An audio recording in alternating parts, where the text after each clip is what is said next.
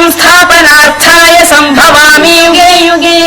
శ్రీ ఆచార్య ప్రబోధానంద యోగీశ్వర్లు వారికి జగద్గురువైన శ్రీకృష్ణ పరమాత్మకు నమస్కరించుకుంటూ త్రైత సిద్ధాంత భగవద్గీతలోని క్షేత్రజ్ఞ విభాగ యోగము అనే అధ్యాయంలో 31వ శ్లోకం గురించి తెలుసుకుందాము. యదా భూత పృథగ్భావమేకస్థ మనుపశ్యతి తత ఏవ చ విస్తారం బ్రహ్మ సంప్రప్యతే తదా. ఈ శ్లోకము పరమాత్మ గురించి తెలియచేశారు.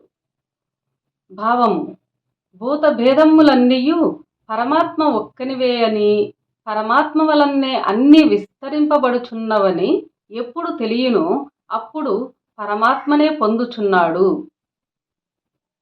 వివరము: నానా ఆకారములు కలిగి నానా రకములుగా కనిపించు జీవరాశులన్నీ, నానా ఆకారములు కలిగి అనేక రకముల ఆకారములు, అనేక రకములైన జీవరాశులు అన్నీ కనిపించు జీవరాశులన్నీ ఒకే పరమాత్మలోనివేనని, అనేక రక జాతులుగా భూమి మీద పుట్టి విస్తరించు జీవరాశులన్నీ ఒకే పరమాత్మ నుండి పుట్టుచున్నవని ఎప్పుడు తెలియచున్నదో, ఈ సృష్టిలో ఉన్న జీవరాశులన్నీ, సమస్త మానవులు, సమస్త జీవరాశులు అన్నీ పరమాత్మలోనేనని, పరమాత్మ నుండే పుట్టుచున్నవని ఎప్పుడు ఎవరికి తెలియచున్నదో అప్పుడు వాడు పరమాత్మను పొందుటానికి అర్హుడగును.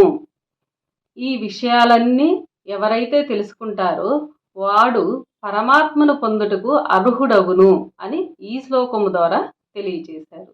అందరికీ నమస్కారం.